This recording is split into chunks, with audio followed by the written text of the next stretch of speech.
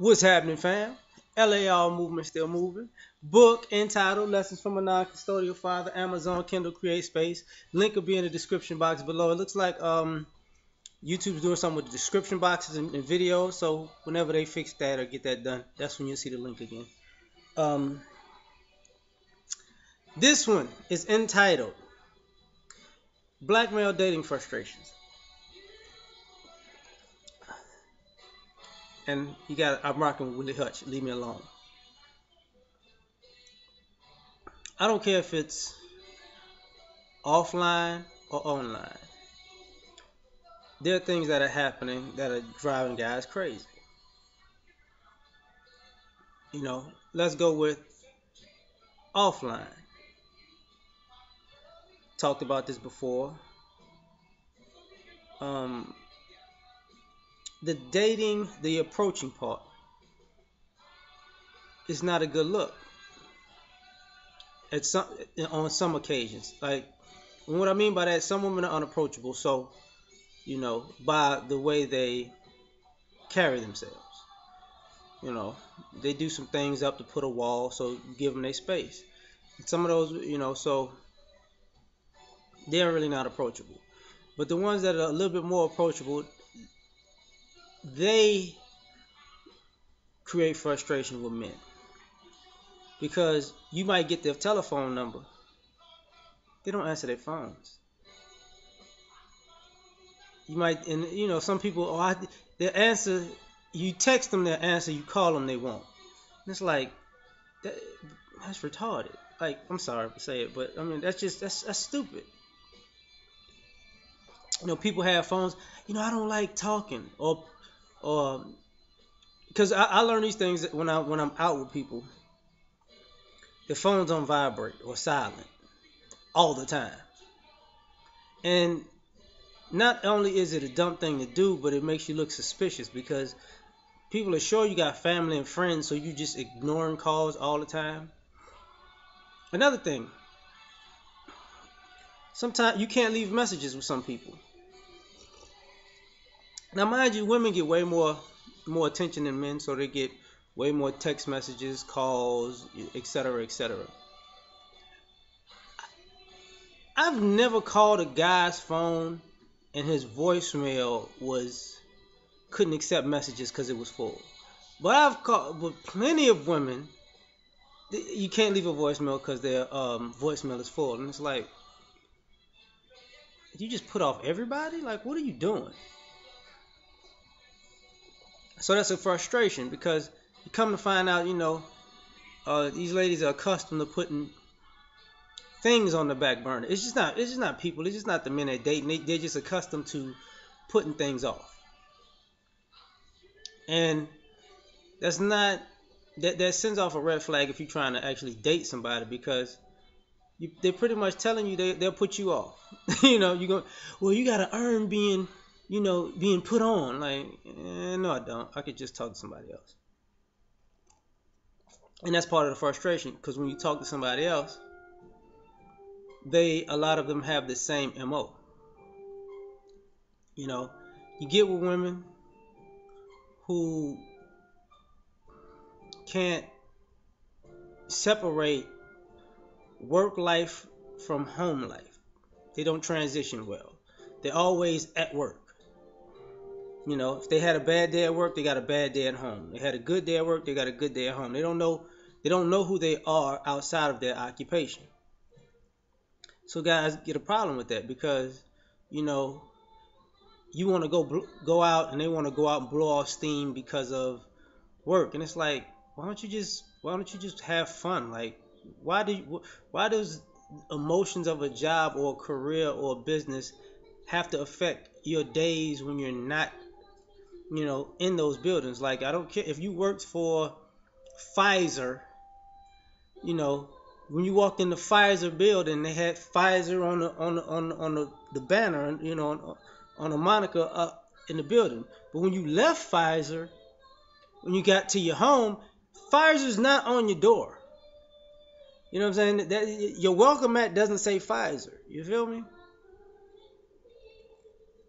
So it creates a dating frustration because it's like, You know, you're taking your problems places they shouldn't even go. Man, that's the jam. Um, Another thing,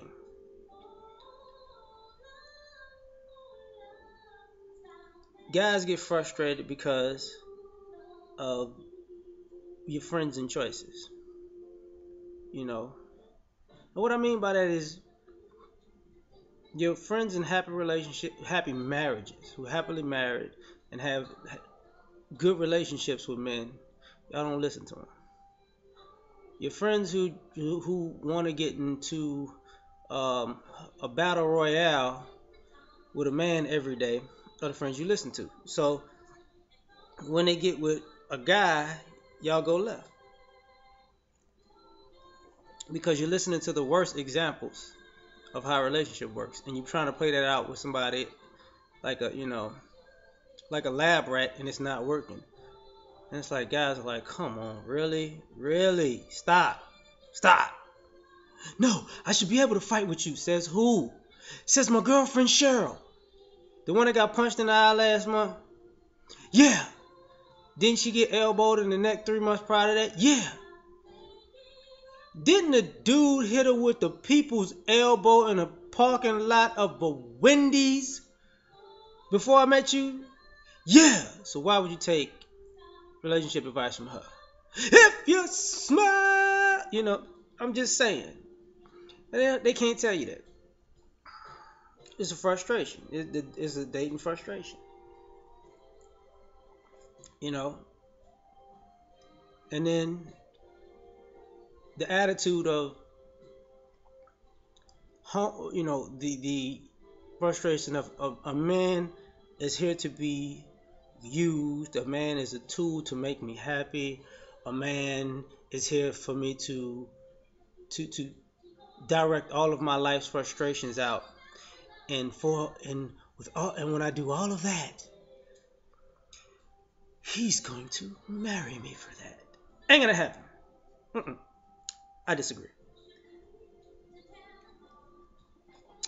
And you know, the idea that it frustrates God with the idea that your time is more important than our time.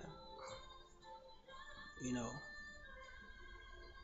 let's meet up. Okay, well, y'all might live 30 miles away, so let's meet me halfway. She don't want to meet you halfway. She want to meet 5 miles away from her house, and you drive 25 miles from yours, and you pay for the meal, and she's on the phone, and she's being rude. You know what I'm saying? And she's all over the place, and she thinks because you thinking about sex, which sometimes we're not even thinking about sex. We're just looking at the bad customer service, which I'm about to get into that right now. A lot of you ladies, um, the way you approach relationships is like a bad waiter. You come in, the people come to you because men approach women. So they come into your restaurant. They check out the establishment, see what's on the menu, you know, and you treat them like they shouldn't be there. What you want? I'll have the appetizers. We ain't got no more appetizers. I ain't got no. It's like 10 appetizers on the plate. We ain't got none of them. Okay. Well, give me a second. Why is it taking you so long? Well, because you ain't got no appetizers.